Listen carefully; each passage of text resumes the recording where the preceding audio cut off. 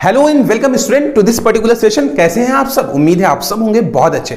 तो आपको मालूम है कि डे नाइट स्टडी ने ये रिवोल्यूशन लाया है आपके लिए, जिसमें हम आपको सीयूईटी यानी कॉमन यूनिवर्सिटीज एंट्रेंस टेस्ट का प्रिपरेशन करवा रहे हैं और बहुत इंटरेस्टिंग, बहुत ही आसान तरीके से, क्योंकि हमारा टैगलाइन है हम रटाते नहीं समझाते हैं। तो फाइनली फ्रेंड्स, इस सेशन में हम लोग, जैसा कि मालूम है, जो मेरा पिछला सेशन था उसमें मैं आपका डोमेन स्पेसिफिक का मेंटोर हूं। जैसा कि मैंने पहले भी बताया, मेरा नाम मोहम्मद आदिल शरीफ, मैंने बीएचयू से कर रखा BCom, MCom, यूजीडीसीए 3 years diploma in computer application and also now pursuing B.Ed also. Okay friends, तो आपको मालूम है कि मेरा जो पिछला सेशन रहा या पिछला जो मेरा लेक्चर रहा है वो बिजनेस स्टडी यानी जो आपका डोमेन है उस पे रहा है। और उस पिछले सेशन में या पिछले लेक्चर में हमने बिजनेस स्टडीज में एक चैप्टर स्टार्ट किया था जिसका नाम था फाइनेंशियल मैनेजमेंट।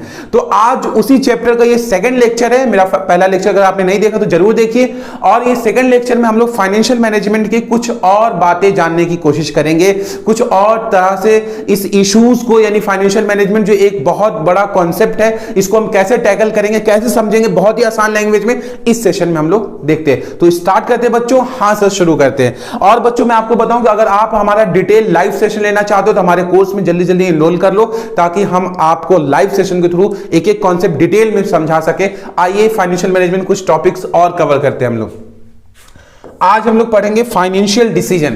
देखो बच्चे, फाइनेंशियल डिसीजन क्या होता है, बहुत आराम से समझना मेरी बात, ताकि आपको बात समझ में आए। फाइनेंशियल डिसीजन का मतलब ये होता है कि जब भी कोई एक नॉर्मल से पर्सन की मैं बात कर रहा हूं, जैसे मान लो मिस्टर एक्स, ये एक नॉर्मल इंसान है। अगर ये कोई बिजनेस स्टार्ट करना चाहता है, कोई छोटा सा भी बिजनेस स्टार्ट करना चाहता है, तो उसको पैसे से रिलेटेड कुछ ना कुछ डिसीजंस लेने पड़ेंगे, यानी पैसे से रिलेटेड मामले को देखना पड़ेगा। इस तरह के डिसीजन को हम लोग कहते हैं फाइनेंशियल। फाइनेंशियल का मतलब all those decisions which is taken regarding money, जो मनी से रिलेटेड हो, जो फाइनेंस से रिलेटेड हो, उससे रिलेटेड अगर हम कोई डिसीजन करते हैं तो उसको हम लोग फाइनेंशियल डिसीजन कहते हैं। अच्छा, पैसे से रिलेटेड 3 तरह के डिसीजन होते हैं, ध्यान समझिएगा, या आपके पर्सनल लाइफ में भी ऐसा होता है, ध्यान समझना। सबसे पहला डिसीजन जो हमें लेना होता है उसको बोलते हैं हम लोग financing decision. What is financing decision? जैसे मैं कहूं कि मिस्टर एक्स ने कोई बिजनेस स्टार्ट किया, तो फाइनेंसिंग डिसीजन क्या होता है? फाइनेंसिंग डिसीजन का मतलब होता है ये पता करना कि हम लोग पैसे का इंतजाम कहां से करेंगे, कहां से लाएंगे सर बिजनेस करने के लिए पैसा। यानी फाइनेंसिंग डिसीजन में हम ये तय करते हैं कि क्या हमें डेब्ट लेना है यानी कर्ज लेना है, या हमें पैसा इक्विटी से लेना है। इक्विटी का मतलब होता है शेयर से। अब इसको हम डिटेल में अभी पढ़ेंगे। जब इस डिसीजन, अभी से ऐसे समझ लो, फाइनेंस, जब भी इंसान बिजनेस स्टार्ट करता है, बिजनेस स्टार्ट करते जो सबसे पहला डिसीजन उसे लेना पड़ता है उसको बोलते हैं हम लोग फाइनेंसिंग डिसीजन, यानी पैसे का इंतजाम करना। सबसे पहला काम यही करोगे ना, तुम खुद सोचो, तुम एक नॉर्मल से इंसान, तुम्हें बिजनेस शुरू करना, सबसे पहला काम क्या sir? Financing decision. Financing decision क्या होता है सर? कहां से पैसा लाएं, इंतजाम कहां से करें पैसा। अच्छा, 2 ही तरीके, या तो डेब्ट लो, डेब्ट यानी कर्ज लो, इक्विटी या तो फिर पैसा शेयर से इंतजाम करो। चलो सर, पैसे का इंतजाम हो गया, फिर क्या? Investment decision. इन्वेस्टमेंट डिसीजन, जो पैसा आपने इंतजाम किया, मान लो आपने कर्ज लिया, आपने लोन से पैसा लिया 10 लाख, आपने शेयर से पैसा लिया 5 लाख, आपने कितने का इंतजाम किया? आपने 15 लाख रुपए का इंतजाम किया। अब इस 15 लाख रुपए को हम कहां पे लगाएंगे ताकि हमें मैक्सिमम बेनिफिट मिल सके बच्चे? तो आप बोलेंगे इन्वेस्टमेंट का मतलब जो पैसा आपने इंतजाम किया है उसको कहीं ऐसे जगह लगाना जिससे हम बिजनेस करें। तो इन्वेस्टमेंट डिसीजन में आप पैसा फिक्स्ड एसेट्स में लगाओगे कि करंट एसेट्स में लगाओगे, जमीन पे कितना लगाओगे, बिल्डिंग पे कितना लगाओगे, प्लांट पे कितना लगाओगे, मशीन पे कितना लगाओगे, इसको बोलते हैं हम लोग इन्वेस्टमेंट डिसीजन। और third one is dividend decision. What is dividend decision? जब आप बिजनेस शुरू करोगे, इन्वेस्ट कर दोगे, कमाना शुरू करोगे, तो जब आप प्रॉफिट कमाओगे तो उस प्रॉफिट को कैसे बांटोगे शेयर होल्डर को, यानी जिन लोगों ने आपके बिजनेस में पैसा लगाया है, शेयर होल्डर, जिन्होंने शेयर खरीदा आपकी कंपनी से, उन शेयर होल्डर को प्रॉफिट में हिस्सा देना। प्रॉफिट में हिस्सा देने का मतलब समझ रहे हो बच्चे? यानी आपने बिजनेस में प्रॉफिट कमाने के लिए बिजनेस कर रहे हो ना, तो अब आप पैसा आ गया, कमाई हो गई, अब उसे कैसे बांटोगे, डिविडेंड कैसे बांटोगे, शेयर होल्डर को फायदा कैसे पहुंचाओगे, इसको हम लोग, the third one, this is called as dividend decision. इसका मतलब फाइनेंशियल मैनेजमेंट में you have to take at least 3 decision. The first one is financing decision मतलब पैसे का इंतजाम करना, इंतजाम हो गया सर, उसको कहां लगाए, इन्वेस्टमेंट डिसीजन, लगा दिए सर, कमाए, उससे अर्निंग हुई, प्रॉफिट हुई, that is third one is dividend decision. इसमें हम लोग ये डिसाइड करते हैं कि जो कमाई हुई उसे कैसे बांटना है। क्लियर है बच्चे? कोई डाउट हो जरूर पूछना। हाँ सर आगे बढ़िए ना, तो चलिए बच्चे आगे बढ़ते हैं। अब देखो, तो सबसे पहला डिसीजन जो हम लोगों ने पढ़ा था बच्चे, वो क्या था हमारा, वो था हमारा फाइनेंसिंग डिसीजन। अच्छा, फाइनेंसिंग डिसीजन में होता क्या, अब थोड़ा इसका डिटेल करेंगे हम लोग ताकि आपको बात समझ। देखो फाइनेंसिंग डिसीजन में आपको मालूम है कि अगर हमें पैसे का इंतजाम करना, फाइनेंसिंग डिसीजन में मैंने अभी पढ़ाया कि इस डिसीजन में हम लोग ये डिसाइड करते हैं कि हम पैसे का इंतजाम कैसे करेंगे, कहां से लाएंगे पैसा। तो दो ही तरीके हैं पैसे लाने के, एक होता है ओनर्स फंड, एक होता है बोरोड फंड। अच्छा सर, ये ओनर्स फंड क्या है सर, और ये बोरोड फंड क्या है सर? सर आसान और सादा लैंग्वेज में समझाइए ना। चलो ये देखो, ये मैं हूं, मुझे पैसे की जरूरत पड़ी, मुझे पैसे की जरूरत है अपने बिजनेस को शुरू करने के लिए। अच्छा, मैं पैसा दो लोग से ले सकता हूं, एक है मेरे पापा और दूसरा है मेरा फ्रेंड। ध्यान समझना, पता है पापा से अगर मैं पैसा लूंगा तो इसको कहेंगे ओनर्स फंड, और फ्रेंड से पैसा लूंगा तो ये हो जाएगा हमारा बोरोड फंड। मतलब क्या सर? देखो, जब हम पापा से पैसा लेते हैं ना बच्चे, तो पापा पैसा हमको लाइफ लॉन्ग देते हैं ना, हमेशा के लिए। भाई पापा थोड़ी कर्ज देंगे मुझे, पापा तो हमेशा के लिए पैसा देंगे ना कि ये लो पैसा, अब इससे तुम आराम से बिजनेस करो, लौटाने की जरूरत नहीं है, जब मुनाफा होगा तो थोड़ा सा हमको भी दे देना, काम चलाओ जाओ। वही अगर हम अपने फ्रेंड से पैसा लेंगे तो वो बोलेगा ना कि 1 साल 2 साल 4 साल 5 साल बाद पैसा लौटाना होगा, यानी एक तरीके से ये कर्ज है। उसी तरीके से बच्चे बिजनेस में पैसा लेने के दो तरीके हैं, एक होता है हमारा ओनर्स फंड, दूसरा होता है हमारा बोरोड फंड। बोरोड फंड का मतलब जो हम कर्ज एज ए कर्ज पैसा लेते हैं। जैसे अगर हम बैंक से लोन लेते हैं तो ये पता क्या कहलाएगा, ये हमारा बोरोड फंड कहलाएगा। ओनर्स फंड का मतलब जैसे हम शेयर इश्यू करते हैं। अच्छा, पता है शेयर ओनर्स फंड क्यों कहलाता है? क्योंकि जो लोग शेयर खरीदते हैं ना, खासकर मैं बात करूं इक्विटी शेयर की, यहां इक्विटी शेयर की ही बात हो रही है।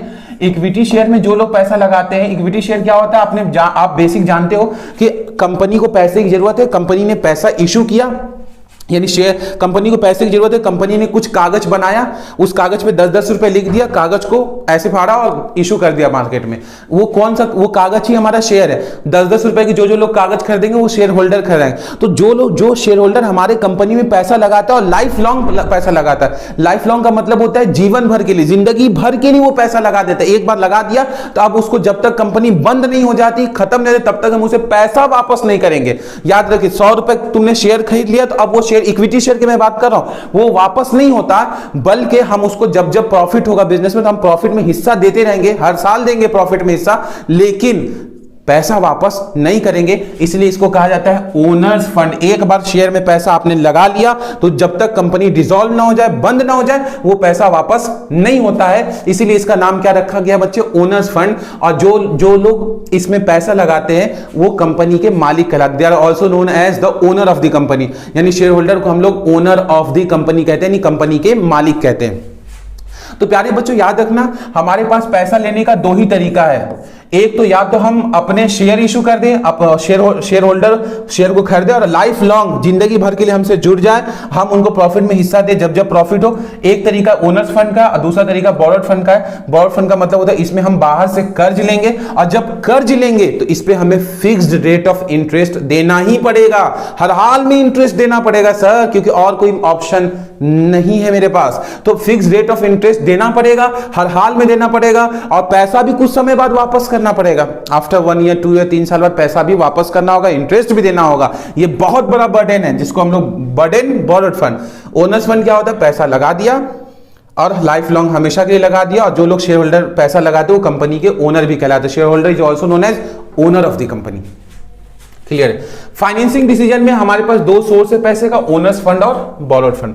अच्छा बच्चे, आप कैसे डिसाइड करते हो कि आपको पैसा कहां से लेना है, ओनर्स फंड से पैसा लेना है या बोरोड फंड से पैसा लेना है? कैसे, हाउ विल यू डिसाइड कि आपको शेयर ज्यादा इशू करना है या लोन लेना है, लोन ज्यादा लेना है या शेयर लेना है, कैसे डिसाइड करोगे? तो यहां पे कुछ पॉइंट्स है, फैक्टर अफेक्टिंग फाइनेंसिंग डिसीजन, यानी इसमें हम लोग देखेंगे कि हम लोग कैसे डिसाइड करते हैं। सबसे पहला पॉइंट है कि हम on the basis of risk risk क्या है? खतरा।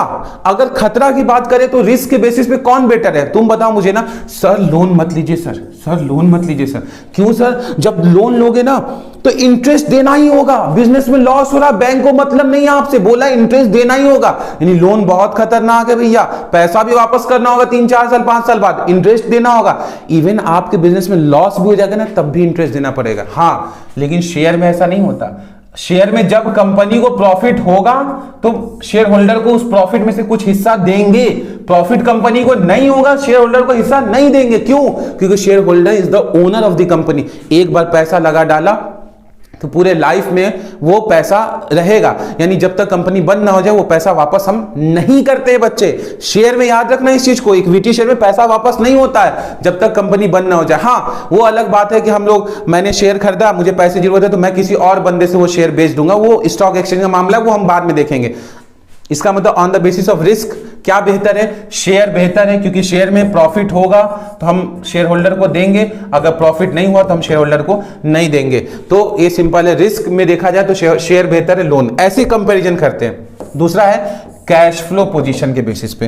कैश फ्लो पोजीशन का मतलब बिजनेस में कैश की कोई प्रॉब्लम नहीं है, भरपूर कैश है सर मेरे पास, कैश ही कैश है। इसका मतलब ये अगर कैश फ्लो पोजीशन आपकी अच्छी है तो आप लोन ले सकते हो। क्यों? क्योंकि आप इंटरेस्ट पे करने के लायक हो।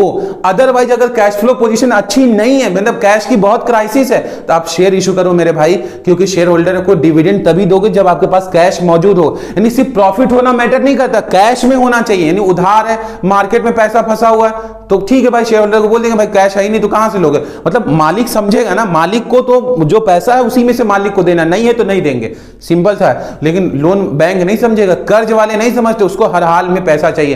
तो अगर आपकी कैश फ्लो पोजीशन अच्छी है तो आप लोन ले सकते हो, अदरवाइज कैश फ्लो पोजीशन अच्छी नहीं है तो शेयर से पैसा ले लो। तीसरा पॉइंट है बच्चे कंट्रोल कंसिडरेशन। कंट्रोल कंसिडरेशन का मतलब क्या होता है? सपोज करो एक कंपनी में 5 शेयर होल्डर है, 5 शेयर होल्डर, 1 2 3 4 5।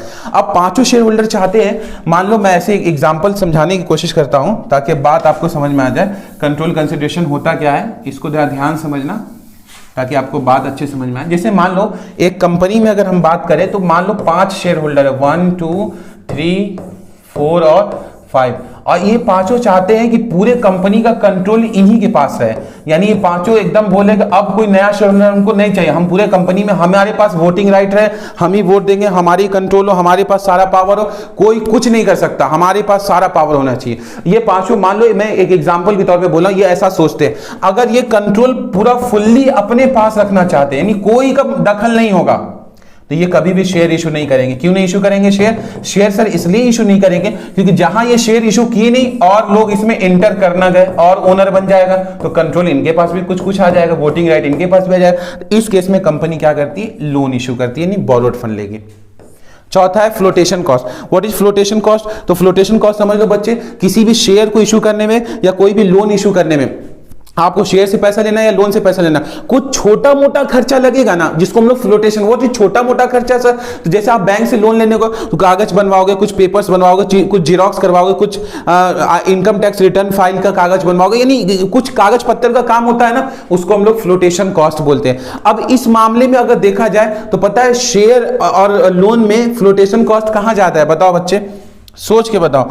अगर हम लोग बोले शेयर और लोन में फ्लोटेशन कॉस्ट की बात करें, फ्लोटेशन कॉस्ट कहां ज्यादा है? सोचो।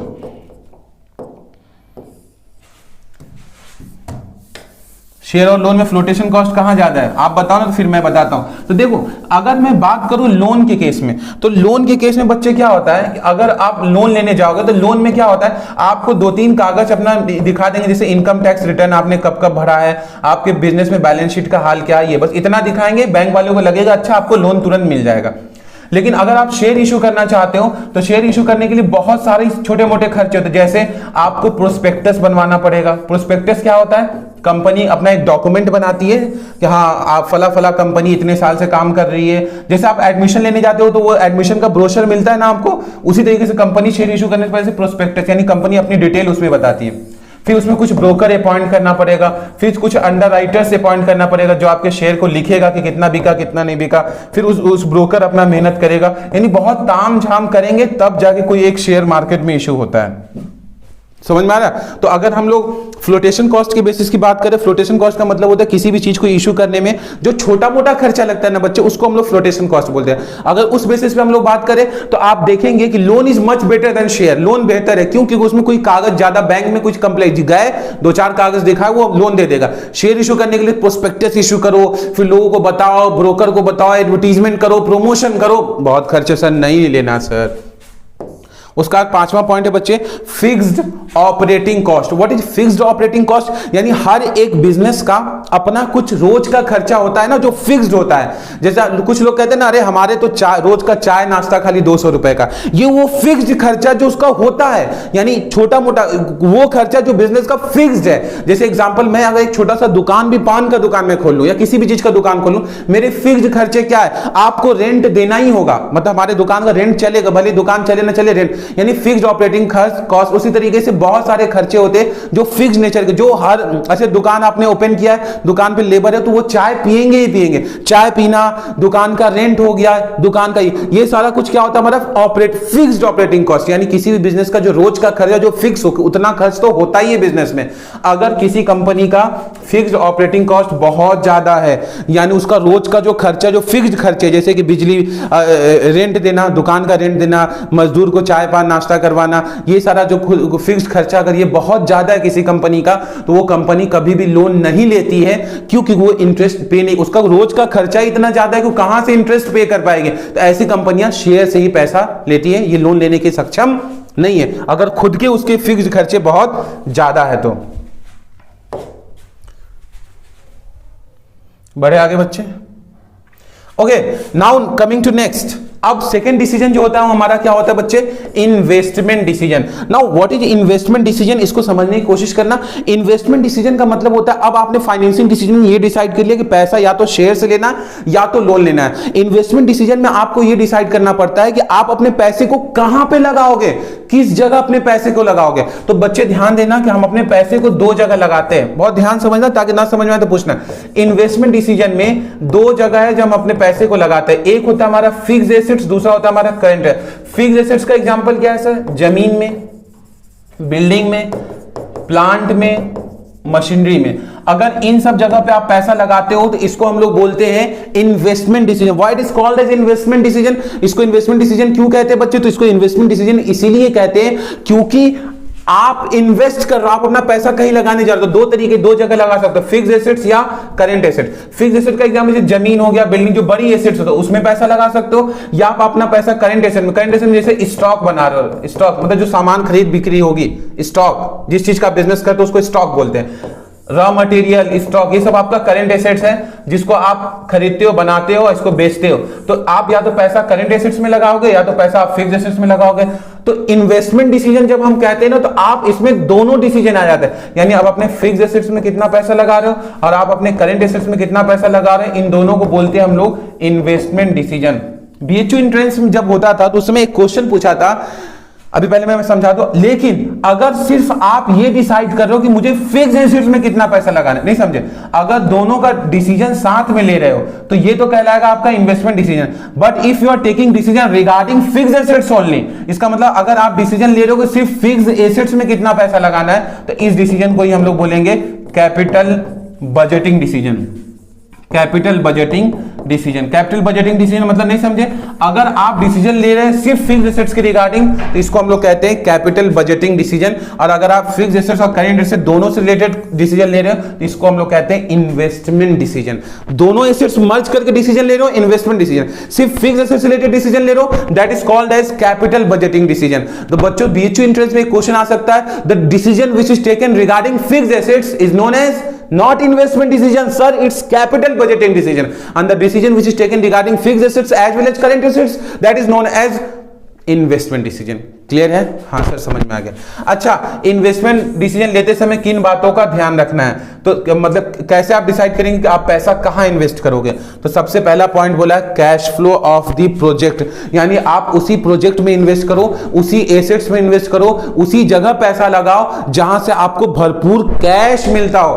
क्या मतलब, आप ऐसे बिजनेस में पैसा मत लगाओ, ऐसे एसेट्स में पैसा मत लगाओ जहां सारा मामला उधारी चल रहा हो, उधार मतलब पैसा कमाई तो हो रही लेकिन सब उधार में नहीं, ऐसे बिजनेस में पैसा लगाओ जो हाईली लिक्विड हो। लिक्विड मतलब जहां से कैश में पैसा ज्यादा मिल रहा हो हमें, यानी कैश की कोई प्रॉब्लम। आज के जमाने में यही प्रॉब्लम सबसे ज्यादा लोग झेल रहे हैं, कैश की बहुत जबरदस्त प्रॉब्लम मार्केट में देखने को मिलता है। वो क्या है बच्चे, कैश की क्या कौन सी प्रॉब्लम है? तो जो कैश की प्रॉब्लम देखने को मिलता है कि बिजनेस तो कर रहे हैं, करोड़ों कमा रहे लेकिन जेब में कुछ नहीं है, यानी कि आपने ऐसे बिजनेस में पैसा लगाना है जहां से कैश की कोई प्रॉब्लम ना हो। पहला इन्वेस्टमेंट डिसीजन। दूसरा क्या है हमारा, return on investment. What is return on investment? Return on investment का मतलब होता है आप ऐसे प्रोजेक्ट में इन्वेस्ट करो जहां से मैक्सिमम रिटर्न मिले। जैसे मैंने कहा कि दो बिजनेस है, एक है बिजनेस 1 और एक है बिजनेस 2। बिजनेस 1 में अगर आप पैसा लगाते हो तो आपको 10% रिटर्न मिल रहा है, बिजनेस 2 में अगर पैसा लगाते हो आपको 30% रिटर्न मिल रहा है, यानी ज्यादा प्रॉफिट। यानी 1 लाख का अगर यहां लगाते हो तो 1 लाख पे 10% रिटर्न, यानी 10,000 कमाई होगा। यहां लगाओगे तो 1 लाख लगाओगे 30% मिलेगा, यानी 30,000। तो कहता है कि वहां इन्वेस्ट करो जहां पे रिटर्न ज्यादा हो। थर्ड पॉइंट है इन्वेस्टमेंट क्राइटेरिया। इन्वेस्टमेंट क्राइटेरिया का मतलब क्या होता है बच्चे, ये कहता है कि जब आप इन्वेस्ट करने जाओ ना तो और भी बहुत सारे क्राइटेरिया को देखो, यानी इन दोनों के अलावा, यानी कैश फ्लो अच्छी होनी चाहिए, रिटर्न भरपूर आनी चाहिए। तीसरा इन दोनों के अलावा और भी क्राइटेरिया देखो इन्वेस्टमेंट, यानी इन दोनों क्या क्राइटेरिया देखोगे आप, जहां पे जिस भी बिजनेस में पैसा लगा रहे हो उस बिजनेस के आसपास रोड का अच्छा इंतजाम है कि नहीं, वहां लेबर इजीली मिल जाएगा कि नहीं मिल जाएगा, वहां रॉ मटेरियल आसानी से मिल जाएगा या नहीं मिल जाएगा। ये सारे मामलात को देखते हुए आप अपना पैसा लगाने का सोचो, वरना पैसा लगाने का मत सोचो। इसी को बोलते हैं हम लोग इन्वेस्टमेंट क्राइटेरिया। यानी if you are taking an investment decision you must see the other things also, not just you are seeing the cash flow the project, not just you are seeing the return on investment, you have to see other things also. For example, you are seeing whether the roadways condition is good or not, whether the raw material is easily available or not, whether the fixed assets is easily available or not, what kind of infrastructure is provided in that particular area, what kind of government policy is provided in that particular area, government की policy उस area में क्या है, infrastructure कैसा है, raw material कैसा है, labour मिल रहा है नहीं मिल रहा, रोड कैसा है, ट्रांसपोर्टेशन कैसा है, ये सारा कुछ देखने के बाद ही आप इन्वेस्ट करो। इसी को कहते हैं हम लोग इन्वेस्टमेंट क्राइटेरिया, और डिसाइड करो कि आपको कहां पैसा लगाना है। उसके बाद last but not least that is known as dividend decision. प्यारे बच्चे, डिविडेंड डिसीजन का मतलब क्या होता है कि अगर एक कंपनी 100 रुपए प्रॉफिट कमाती है तो इस 100 रुपए में ये प्रॉफिट कमाने के बाद इसमें से शेयर होल्डर को कंपनी कितना देगी, इसको बोलते हैं हम लोग शेयर होल्डर। मतलब वो जो कंपनी के ओनर होते हैं, जो लाइफ लॉन्ग पैसा लगाते हैं, जीवन भर के लिए पैसा लगाते हैं, उसको शेयर होल्डर, उसमें शेयर होल्डर को कितना पैसा बांटेगी, इसको बोलते हैं हम लोग डिविडेंड डिसीजन। डिविडेंड डिसीजन मतलब क्या होता है, डिविडेंड डिसीजन का मतलब होता है ओनर को जो पैसा हमें बांटना है, मालिक, यानी ये 100 रुपए प्रॉफिट सबको देने के बाद, बाहरी कर्जों को अदा करने के बाद, बाहरी लायबिलिटीज को पे करने के बाद मेरे पास 100 बचा। अब इस 100 रुपए में शेयर होल्डर बांटेगी, कितना बांटेगी, कैसे बांटेगी, कब ज्यादा बांटेगी, कब कम बांटेगी, तो इसी को हम लोग डिविडेंड डिसीजन। डिविडेंड मतलब whatever the part of profit which is given to shareholder, वो प्रॉफिट का वो हिस्सा जो शेयर होल्डर को दिया जाता है उसको हम लोग डिविडेंड डिसीजन बोलते हैं, प्रॉफिट में से जो शेयर होल्डर को दिया जाता है। ये कैसे डिसाइड करते हैं बच्चे, इसके लिए सबसे पहला पॉइंट है हमारा डिविडेंड डिसीजन में, सबसे पहला पॉइंट है अर्निंग। यानी अगर हमारी कमाई अच्छी है तो हम डिविडेंड अच्छी देंगे, कमाई खराब है तो हम डिविडेंड अच्छी नहीं देंगे। दूसरा पॉइंट है कैश फ्लो पोजीशन, यानी सिर्फ अर्निंग मैटर नहीं करता है, आपके बिजनेस में कैश फ्लो की कंडीशन क्या है, यानी कमाई तो हो रही लेकिन कैश में नहीं हो रही, कैश में होना चाहिए कमाई। जब हमारे पास कैश में कमाई होगा ना बच्चे, जब हमारे पास कमाई भी और कैश में यानी पैसा लिक्विड मनी होगा तो हम डिविडेंड डिक्लेयर करेंगे, अदरवाइज नहीं करेंगे। तीसरा पॉइंट अगर हम लोग देखें, थर्ड पॉइंट, वो है आपका ग्रोथ अपॉर्चुनिटी। क्या मतलब है ग्रोथ अपॉर्चुनिटी, तो मान लो कि कोई कंपनी है, वो कंपनी जो है 100 रुपए प्रॉफिट कमा रहा है, ठीक है, सब कुछ देने के बाद, यानी जितने भी बाहरी कर्जे हैं उन सबको उसने अदा कर दिया, यानी सारे आउटसाइड लायबिलिटीज को वो पे कर दिया। अब सारे आउटसाइड लायबिलिटीज को पे करने, यानी बाहरी कर्जों को पे करने के बाद उसके पास 100 रुपए प्रॉफिट बच रहा है। कितना प्रॉफिट बच रहा है बच्चे, 100 रुपए। अब उसको क्या लगा कि मार्केट में ग्रोथ अपॉर्चुनिटीज बहुत है। ये क्या है सर, मार्केट में ग्रोथ अपॉर्चुनिटीज का क्या मतलब है, ग्रोथ अपॉर्चुनिटीज का मतलब ये होता है बच्चे कि उसको लगता है कि अभी मार्केट बहुत अच्छा चल रहा है, यानी मार्केट में डिमांड बहुत अच्छा चल रहा है, सामान बहुत अच्छा बिक रहा है, सेल्स बहुत अच्छा हो रहा है, मतलब मार्केट एकदम रॉकिंग परफॉर्मेंस कर रहा है। तो इस केस में तुम मुझे बताओ, अगर मार्केट में ग्रोथ अपॉर्चुनिटी यानी मार्केट में सेल अच्छा हो रहा है, बिग सामान ज्यादा रहा है, डिमांड हाई है, तो इस केस में क्या हम डिविडेंड बांटेंगे, तो आप बोलेंगे कि नहीं सर डिविडेंड नहीं बांटेंगे। क्यों नहीं डिविडेंड बांटेंगे? क्योंकि कंपनी का जो शेयर होल्डर होगा ना, वो कंपनी का शेयर होल्डर क्या करेगा, कंपनी का शेयर होल्डर खुद ही बोलेगा कि नहीं बांटो डिविडेंड भैया, डिविडेंड मत बांटो। क्यों? क्योंकि एक काम करो, क्योंकि ग्रोथ अपॉर्चुनिटी मार्केट में बहुत अच्छा है, तो तुम ये सारा पैसा लेके फिर से री इन्वेस्ट कर दो, यानी फिर से बिजनेस में लगा दो। अभी पैसा बांटने की जरूरत हमको मत दो, बिजनेस में फिर से लगा दो, क्योंकि इतना अच्छा मौका फिर कभी नहीं आएगा। जैसे आपको मालूम है कि इंडिया में बहुत सारे फेस्टिवल आते हैं। अब सपोज करो कि फेस्टिवल का टाइम चल रहा है और मार्केट में डिमांड एकदम हाई है। अब उस समय शेयर होल्डर चाहेगा कि मुझे डिविडेंड दो, बोलेगा नहीं चाहिए डिविडेंड, तुम इसी पैसे को री इन्वेस्ट करो बिजनेस में, दोबारा से बिजनेस में लगाओ, उससे कमाओ, फिर जब भरपूर कमाई हो जाए तब मुझे लाके बांट देना। ओके बच्चे, okay last point, last but not least, that is preference of share holder. What is preference of share holder? इसका मतलब क्या होता है, इसको बहुत ही इंटरेस्टिंग तरीके से मैं समझाऊंगा और आपको समझ में आ जाएगा, मैं उम्मीद कर रहा हूं। ना समझ में आए तो पूछ जरूर लीजिएगा बच्चे। तो आ जाओ ना, देख लेते हैं। तो अब आपका टॉपिक क्या है, प्रेफरेंस ऑफ शेयर होल्डर। ये प्रेफरेंस ऑफ शेयर होल्डर क्या है सर? अब देखो हमारे पास शेयर होल्डर दो तरह के होते हैं, याद रखिए इस चीज को। हमारे पास जो शेयर होल्डर होते हैं वो दो तरह का होता है, एक होता है हमारा रिच और दूसरा शेयर होल्डर होता है हमारा पुअर। यानी एक अमीर शेयर होल्डर होता है, दूसरा हमारा गरीब शेयर होल्डर होता है। अगर अमीर शेयर होल्डर है और गरीब शेयर होल्डर है, अमीर शेयर होल्डर किसको बोलते हैं, जिन लोगों के पास बहुत ज्यादा पैसा होता है, पैसे की कोई प्रॉब्लम नहीं होता है। और गरीब शेयर होल्डर किसको बोलते हैं, जो बेचारे थोड़े परेशान हाल होते हैं, जिनके पास बहुत ज्यादा पैसा नहीं होता, उनको हम लोग पुअर शेयर होल्डर कहते हैं। यानी हमारे पास दो तरह के शेयर होल्डर है। अगर हमारे पास अमीर share rich and wealthy share holder बहुत ज्यादा है, तो वो कहेंगे कि हमें डिविडेंड ज्यादा नहीं चाहिए, अभी डिविडेंड डिक्लेयर मत करो, बल्कि कंपनी जो भी प्रॉफिट कमा रही है उसको बार बार री इन्वेस्ट करो, अभी कमाओ कमाओ, ज्यादा कमाओ, जब भरपूर कमाई होने लगे तब मुझे देना। लेकिन जो अगर गरीब शेयर होल्डर ज्यादा है तो ये कहेंगे नहीं भाई, हमारी तो घर बार इसी चल रहा है, हमारी रोजी रोटी इसी से चलता है, तो तुमको क्या करना होगा कि बार बार डिविडेंड डिक्लेयर करना पड़ेगा if there is a poor shareholder. तो बात समझ में आई, प्रेफरेंस ऑफ शेयर होल्डर का मतलब ये होता है कि हमारे पास दो तरह के शेयर होल्डर हो सकते हैं, एक अमीर शेयर होल्डर, दूसरा गरीब। अमीर शेयर होल्डर की तादाद, अमीर शेयर होल्डर का नंबर ज्यादा है, डिविडेंड डिक्लेयर कम होगा, क्योंकि वो लोग चाहते हैं कि हमारे प्रॉफिट को री इन्वेस्ट करो। अगर हमारे कंपनी में गरीब शेयर होल्डर्स ज्यादा है तो वो कहेंगे कि हम कंपनी में जो है हमें डिविडेंड बार बार दो, क्योंकि हमारा घर बार इसी से चल रहा है। तो ये हम देखेंगे कि हमारे कंपनी में किस तरह का शेयर होल्डर ज्यादा है। तो उम्मीद है फ्रेंड्स आपको ये सेशन बहुत अच्छे समझ में आया होगा। इससे रिलेटेड मल्टीपल चॉइस क्वेश्चन का सेशन हम लोग बहुत जल्द लेकर आएंगे, एजुकेशन रीजन के क्वेश्चन किस तरीके से बनते हैं वो भी लेकर आएंगे। और अगर आपको ये सेशन बहुत अच्छा लग रहा है तो हमारे चैनल को लाइक कर दे, सब्सक्राइब कर दे और हमारे कोर्स में जल्दी से इनरोल हो जाए, ताकि हम लोग इस इंटरेक्टिव सेशन को और आगे ले जाए बहुत ही एनर्जेटिक तरीके से, बहुत ही इंटरेस्टिंग मैनर में। Thank you very much for this particular session. मिलते हैं बच्चे, बाय बाय।